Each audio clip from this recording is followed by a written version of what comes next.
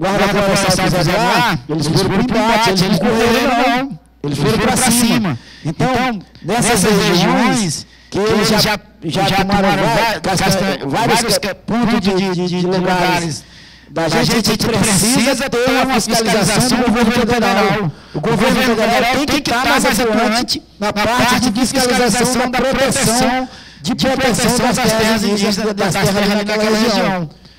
É isso que a gente quer frisar e dizer que também tem ali a continuação daquela estrada de Guaraguaca, a 317 para sair na 230, na Transamazônica, onde vai passar por dentro de várias terras indígenas. Inclusive vai rolar a terra indígena Cati no meio. E tem tudo isso aí. E você sabe quando eles querem fazer, mesmo que a gente se manifeste, a gente vai por conta, a gente faz o que quiser, mas sempre vai ter algum de nós cooptado para que possa, assim, fazer o tabuado deles para poder proteger.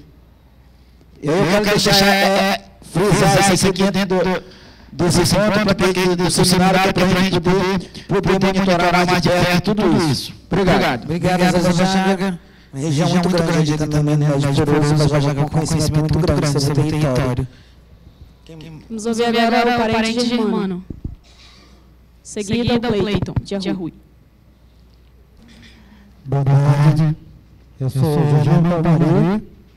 Sou coordenador da Educação Escolar Indígena da Associação AIPA.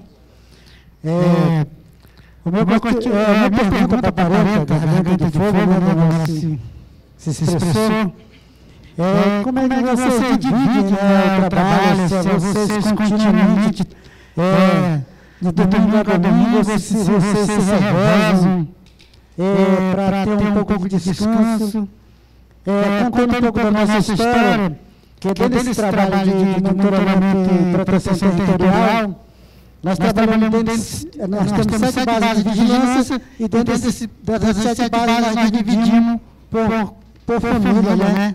É assim que nós trabalhamos, é só quero frisar isso aí para vocês entenderem um pouco do nosso trabalho também, que a gente vai por família, aí divide o tanto de pessoas que tem na aldeia para que dá 4 entradas, uma família a cada semana. É dessa forma que nós trabalhamos. Eu queria entender, para levar também experiência para o meu povo, para o marido, para lá, como é que vocês estão se organizando, trabalhando, quem sabe a ideia de vocês não seja uma coisa que melhore o nosso trabalho lá dentro do território palmareiro, do Itapauá. Trabalhamos com a energia de pesca do Pirarucu. Nesse momento, o pessoal está fechando a contagem para o dia 24 a gente começar a despesca, só para destacar também aqui o nosso trabalho que estamos fazendo no Itapauá. E aí é isso. Obrigado. Boa tarde, eu me chamo Cleiton de Arrui, do estado do Amazonas. Aqui eu estou representando a PIGE. Direcionada para as parentas, porque a gente tem um departamento dentro da UPIAN e as nossas mulheres elas têm muitas iniciativas, né? Inclusive desde janeiro elas estão se mobilizando para a marcha. E aí eu queria ouvir de vocês para poder contar para elas como é que vocês se organizaram internamente dentro das comunidades. É uma cultura, né? Quando vem a mulher sempre tem aquele olhar de não potencial, né? Como é que vocês se organizaram e quando vocês fazem as abordagens, né? Porque muitas das vezes são muitos homens que estão à frente desses grandes negócios e a primeira impressão é intimidar as mulheres. E como é que vocês lidam com esses percursos e como é que vocês atuam de uma forma muito pedagógica e educativa, acredito eu. Obrigado, Cleiton. Agora a gente tem 2 parentes que vão falar em espanhol. Tudo bem, gente? Eles vão fazer perguntas em espanhol. Eu vou pedir voluntário, eu vou traduzir. Claude. Pode fazer, parentes.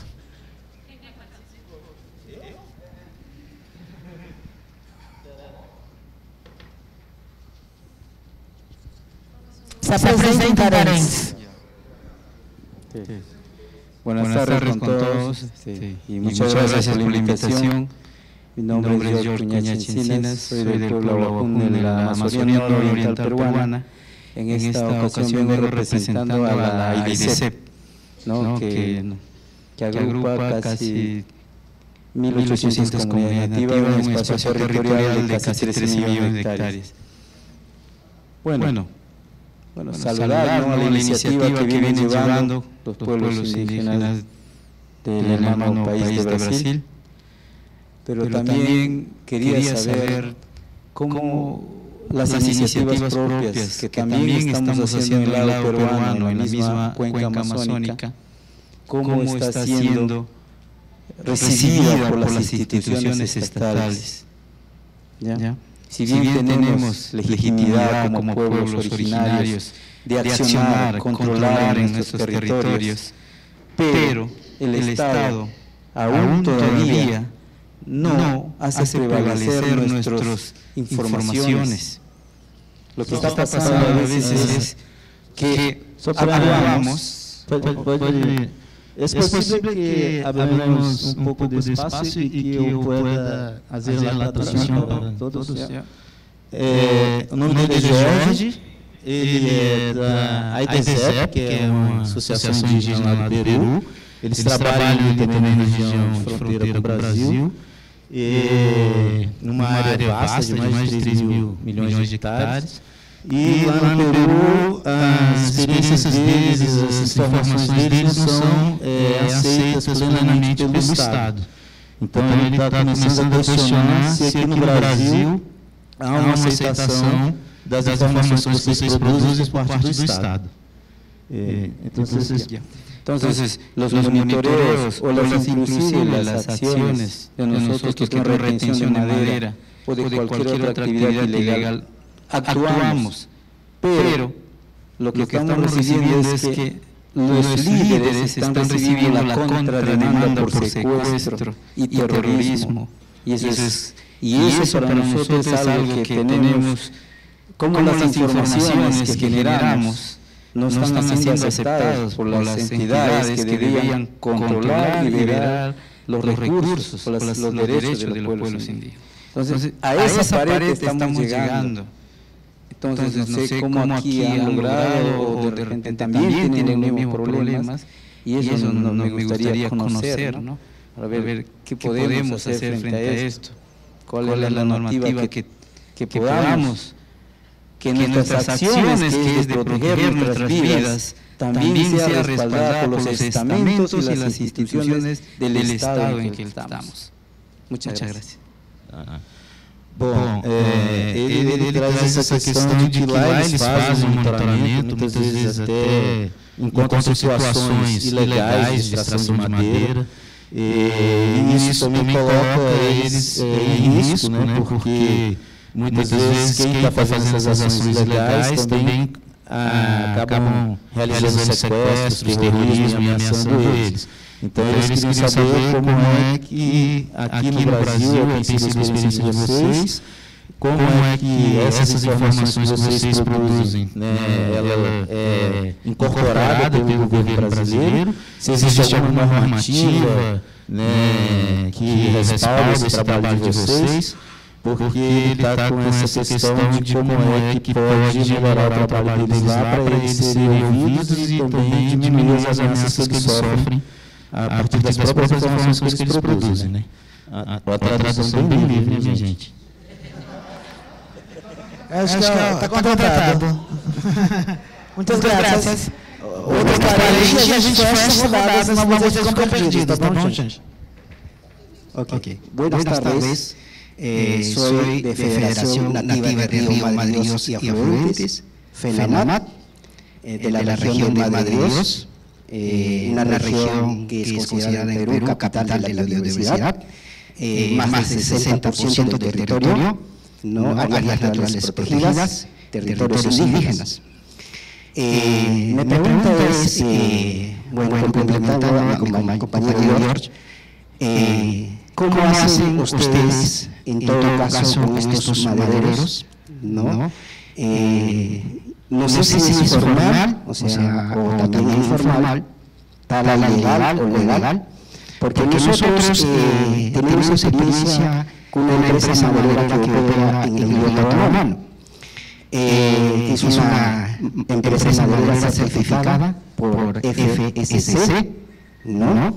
Nosotros como federación hemos denunciado a la NAMA certificadora siempre presente que sus actividades están en tierras de los pueblos insolados, ¿no?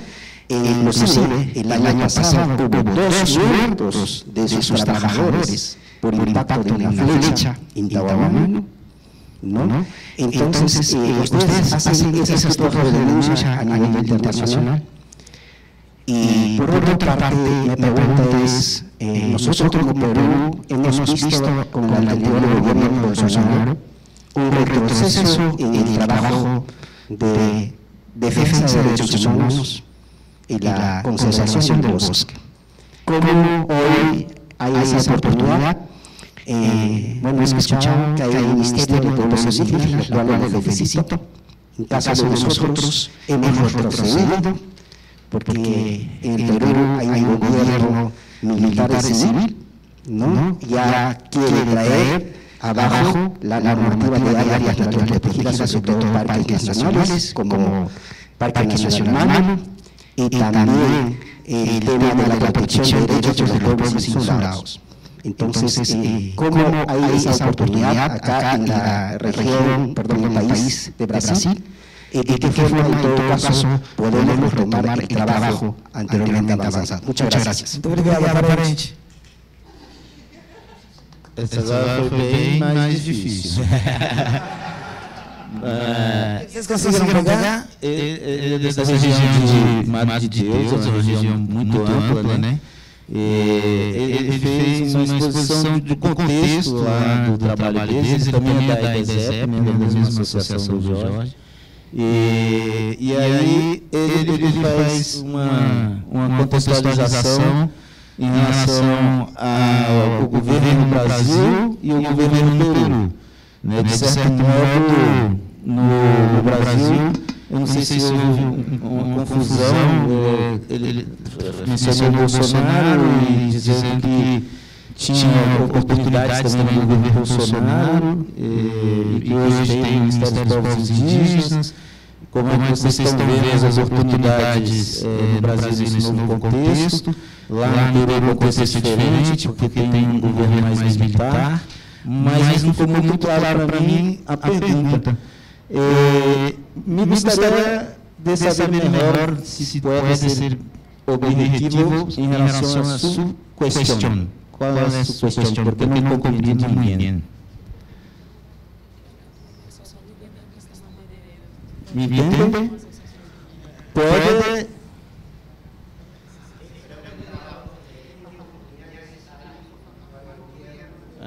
O atual governo. Então, nesse contexto aqui, do Ministério dos Povos Indígenas, né, de um governo, quais são as oportunidades que tem nessa região da proteção territorial? E a pergunta também que ele fez foi como que vocês lidam com a questão madeireira nos territórios de vocês, porque no território deles tem uma concessionária de madeiras, então como que vocês lidam com a questão madeireira? Exatamente, tem uma empresa madeira lá, né? Certificada pela FSC, tudo está impactando nos territórios deles. Vamos fazer o mesmo esquema com a nossa burocracia, a gente vai passando. Oi? Pode ser, então. Estou nessa live com vocês, viu? Passando a bola. Bom, tem duas vezes aqui que eu tenho que foi das guerreiras, né? Aqui, vou tentar responder aqui o parente Jorge, né? Que perguntou como está sendo aceito os nossos monitoramentos aqui, né? O trabalho que é feito. E em alguns momentos, esse monitoramento ele é bem-vindo, né? Nos espaços, nos órgãos, e em outros momentos ele não é bem-vindo, ele inclusive é contestado. Muitas vezes a gente leva a demanda e aí eles dizem que aqueles dados são fraudulentos até, né, que a gente está inventando esses dados. Como foi apresentado aqui com relação aos limites dos territórios, que a gente identificou que a figura do mapa ali não representa o chão físico ali, né? eles dizem que a gente está inventando coisas, que se pedir uma perícia, os dados vão bater, e aí eu cheguei, inclusive, a questionar, inclusive a própria FUNAI, que se eles fizessem uma perícia a partir dos dados que tem na FUNAI, os dados seriam real. Mas se eles fizessem uma perícia, fosse que nem eu fiz, indo lá em loco, verificar os pontos, de fato, eles iam ver que existiam erros. Então, nesse momento, os dados que a gente coleta, eles não são bem-vindos, né? Eles acreditam fielmente que o governo não cometeu erro ao demarcar um território. E aí isso, às vezes, dificulta o diálogo, né? Então, eu vejo que, assim, nem sempre são bem-vindos os dados mesmo. A gente tenta ir a campo, tenta verificar a real situação, mas eles acham que a gente está inventando os dados, certo? Existe hoje as possibilidades desse novo governo, né? O tradutor aqui não falou o nome do outro parente. Israel, né? O parente de Israel aí. A gente tem essas oportunidades, de fato, uma oportunidade de diálogo com o governo, mas a gente ainda tem um Congresso ainda muito resistente com relação aos direitos dos povos indígenas, né? A gente tem um Senado também que não é muito favorável aos povos indígenas. Então, eu vejo hoje que a gente tem essa oportunidade, mas a gente também tem que fazer ainda esse enfrentamento com relação, inclusive, com pessoas que a gente ajudou a colocar eles no poder, né? E eles acham que a gente compreende que eles estão lá para legislar para todo o país, mas eles fazem a legislação ou legislam para um número pequeno de pessoas. E aí isso acaba favorecendo o agronegócio como tem sido nos últimos tempos, né? E, enfim, era isso. Não sei se consegui responder, mas é a análise que eu faço com relação aos trabalhos que a gente faz. Obrigado.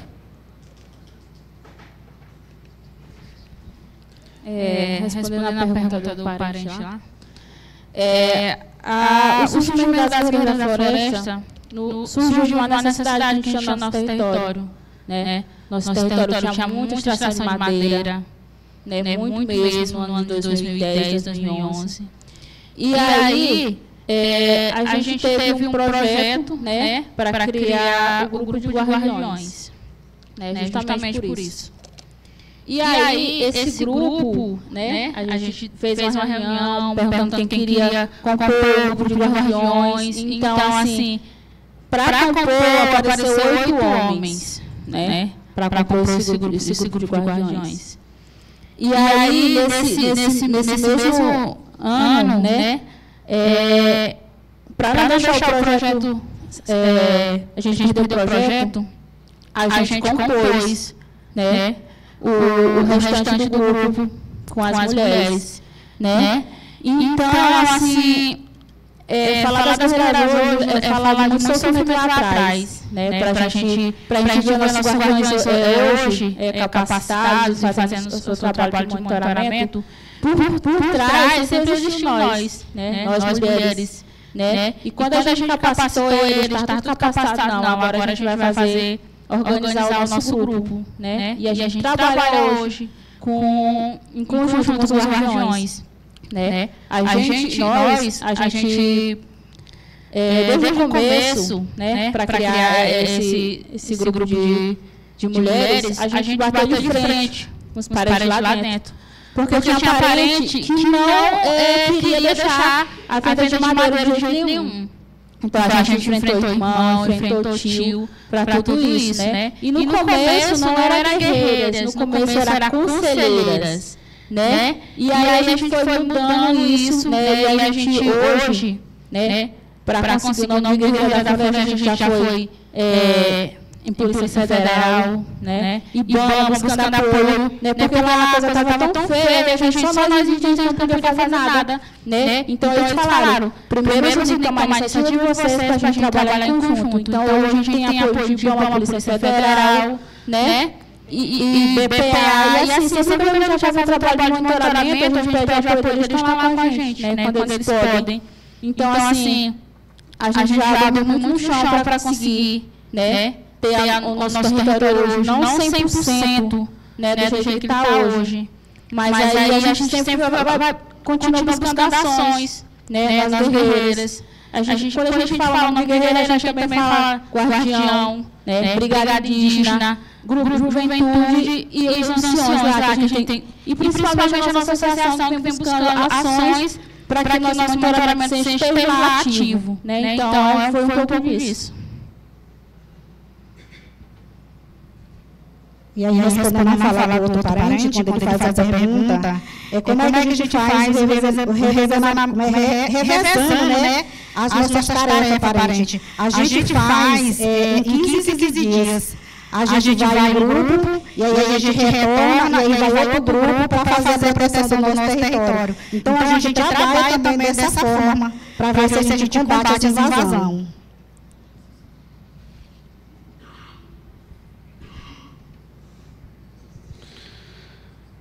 Complementando a fala do parente ali, respondendo um pouco aos parentes também, sobre a nossa atuação, né, se são aceitas pelas instituições governamentais, né? Nós sofremos muito no governo passado. A gente pegava os dados, né, mesmo com a fotografia, do local de invasão, principalmente de madeiras, né? A gente sofreu bastante, na verdade. A gente caminhava para a FUNAI, a gente caminhava para o IBAMA, Polícia Federal, a gente não tinha resposta. Né? E as comunidades cobravam a nossa organização. Porque não é fácil, né? A gente tenta levar os problemas para as instituições, que é dessa competência, a FUNAI está do lado ali, parece que ela agia. Então, a gente sofreu bastante, e agora a gente tem um pouco mais de diálogo com esse cenário novo aí. A gente está conseguindo dialogar mais com as instituições governamentais. A gente tem levado também algumas denúncias. E, recentemente, a Polícia Federal deflagrou a operação lá no Xingu, que passou no Fantástico, inclusive, foi a pedido da governança geral, foi elaborado um documento na nossa governança geral encaminhado para essas instituições, inclusive as autoridades indígenas, né, parentíssimas, estavam lá presentes, a ministra Sônia Guajajara, presidente da FUNAI, Joana Pichora e deputada federal também estava lá. A gente entregou uma carta para essas mulheres e depois resultou em deflagração da operação lá no Xingu. Mas antes, isso não acontecia. A gente tentava encaminhar os dados e a gente não tinha essa resposta. Né? E agora a gente mudou esse cenário político. Né? É isso que eu tenho para compartilhar um pouco em relação a isso.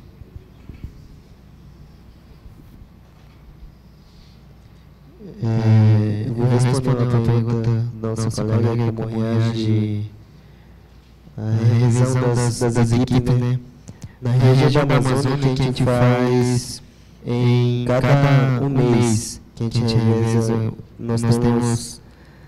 recentemente, a gente já fez o grupo das meninas, como está representando aqui da nossa região, vai ter mais ainda. Daqui, acho que já há 20 dias que eles vão fazer esse treinamento ainda, que vão entrar 18 meninas na nossa região. Então,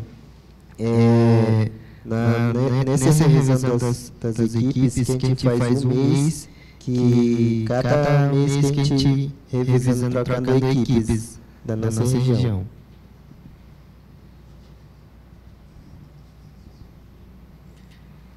falando um pouco sobre essa questão das políticas públicas, né, voltada para as terras indígenas. Eu acho que o meu amigo evangelista já falou em relação ao Brasil em geral, mas em relação ao estado de Roraima, a gente vem enfrentando uma questão que é o governador é anti-indígena, né? Então é a favor de tudo que a gente é contra e a favor lá no estado de Roraima. Permitiu o garimpo nas terras indígenas, facilitou, é a favor da monocultura, né? Essa é a bandeira dele, a monocultura. Então a gente tenta fazer essas ações que o governo não faz. São políticas que não tem para o Estado. Inclusive, bem lembrado pelo nosso amigo Anselmo, que as nossas bases de monitoramento e vigilância foram desativadas pelo próprio governo estadual, né? Através da polícia militar, onde chegou em embate mesmo de tiro, arma de fogo, pela parte da polícia, porque os parentes não têm. Então, alguns parentes foram alvejados e foram desativadas algumas bases de monitoramento dentro das terras indígenas. E a gente tenta fazer esse trabalho que, ao mesmo tempo, é necessário por ausência do governo, mas também é muito delicado, né? Quando a gente vai fazer esse tipo de trabalho de monitoramento, principalmente relacionado hoje, o estado de Roraima não tem só o garimpo, mas também agora é o narcotráfico junto com as facções dentro das terras indígenas, junto do garimpo. Então agora a gente tem um problema mais. Melhorou muito em relação à terra indígena no Amicom, a retirada de garimpeiros, mas os que ficaram lá, hoje todos eles estão ligados à facção. A gente estava até conversando, não é colocado na mídia nacional, porém quase toda semana tem um embate aí entre o Exército, que montou a barreira na ilha de Maracá, que é uma reserva, até colocou o cabo de aço para não passar, mas existe embate. As nossas ações que a gente tem feito com o Conselho de Roraima é isso. A gente tenta fornecer dados já trabalhados junto às ações. E outra coisa, só ocorrem as ações dentro das terras indígenas porque nós acionamos. Não ocorre de graça. Então, os dados são produzidos, é trabalhado junto com o laboratório de SIG, é passado isso para o sistema, para o departamento jurídico, então é acionado o órgão competente, seja FUNAI, seja ICMBio, mas principalmente o principal órgão que tem atuado junto conosco é o Ministério Público Federal. Porque sem não tinha as ações, não tinham todos os dados produzidos, não tinham significância. E para a gente, em relação a como esses dados são aceitos, são dados oficiais, porque a gente pega todas as bases que a gente tem, a gente pega de dados governamentais, mas a gente trabalha do nosso jeito, né? Por isso também a importância de a gente ter equipamentos que nos subsidiam com dados legais. Tem um bom GPS, um bom drone já. Eu acho que quem trabalha com drone tem que saber que todos nós sofremos um curso, temos que ter o registro, tem que solicitar para a Agência Nacional de Aviação, que você vai fazer um voo. Então, tudo isso são subsídios que a gente trabalha para que a gente tenha dados oficiais e todos os dados qualificados para que eles sejam usados. Então, é um pouco disso que a gente vem trabalhando em relação ao local lá do estado de Roraima. E essa experiência que a gente tem quanto a essa proteção de fronteiriça, né? Nós temos dois países que fazem fronteira com o Estado, de um lado a Guiana e do lado a Venezuela. Com a experiência de proteção, a gente tem com a Guiana, em específico, esse intercâmbio. Inclusive, a gente já tem até previsto um intercâmbio agora para ocorrer. Porque lá eles também, a política deles é diferente, mas eles também, dentro das terras indígenas do lado guianense, eles têm essa visão de que a vigilância, monitoramento territorial é necessário. Então, já houve esse intercâmbio mais de uma vez, inclusive já participaram das assembleias estaduais que a gente faz lá no estado de Roraima. Por outro lado da Venezuela, então, a gente já tem uma outra situação, que é a imigração, que é a entrada dos parentes no território daqui do estado de Roraima. E nisso, a gente já até subsidiou eles, fazendo, junto à Unicef, fizemos o plano de vida dos povos que vieram lá da Venezuela, já com perspectiva deles aqui no Brasil. Então, a gente tem que trabalhar de duas formas, tanto a parte de proteção e vigilância territorial, por um lado com a Guiana, com a fronteira com a Guiana, e pelo lado venezuelano, a gente tem trabalhado essa parte da imigração, tentando ver como a gente pode solucionar, pelo menos momentaneamente, essa parte de imigração. Certo? Obrigado, gente.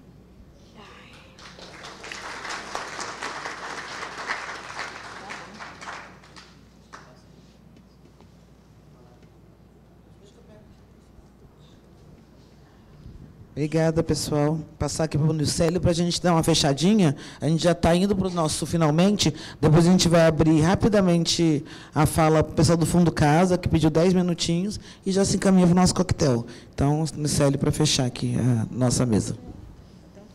Então, pessoal, boa tarde, mas só também respondendo aí ao Israel, né, que ele falou como que a gente lidar com essa questão de empresas madeireiras, né?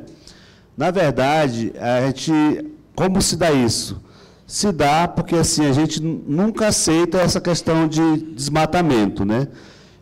E quando há algum ilícito de derrubada de madeira, ou no entorno, ou por invasão de algum território, o que a gente faz? A gente usa esses dados que é coletado das vigilâncias, do monitoramento, e a gente aciona os órgãos de gestão. No caso, a gente aciona a FUNAI, a gente aciona o IBAMA, a gente aciona o CMBio, os órgãos de gestão do Estado, porque, em hipótese nenhuma, a gente quer relação com madeireiros, porque eles destroem a floresta, né?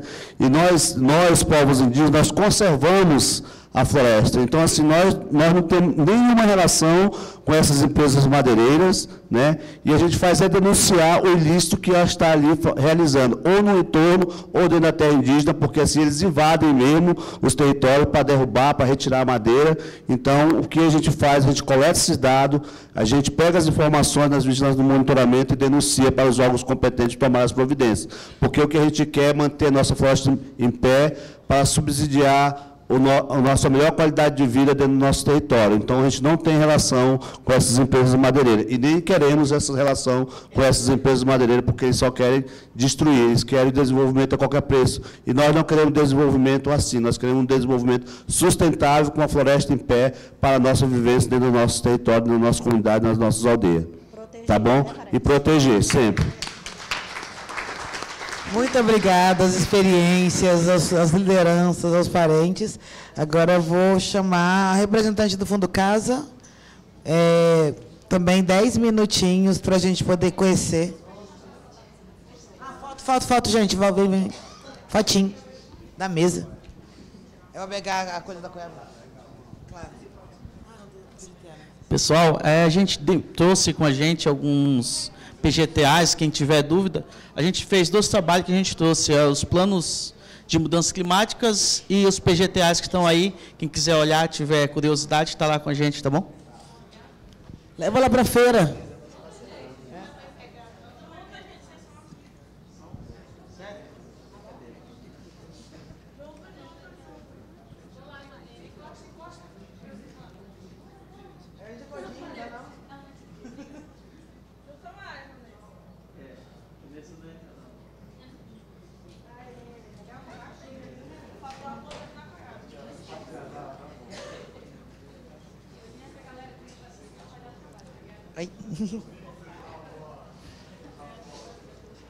Passar a palavra aqui para a Inimar, gente, do Fundo Casa, ela tem novidades para a gente. Boa tarde, parentes. Eu sou Inimar, do povo Krenak, do Vale do Rio Doce, e sou gestora de projetos no Fundo Casa Socioambiental, que muitos de vocês já conhecem o Fundo Casa, né? Carinhosamente chamado só de Fundo Casa. A gente veio aqui, eu e o meu colega Ângelo, para comunicar com vocês um pouco sobre uma chamada que está aberta nesse momento e que tem muito a ver com o tema que a gente está discutindo aqui nesse seminário. Então, a gente trouxe aqui um pouco para vocês conhecerem e estarem acessando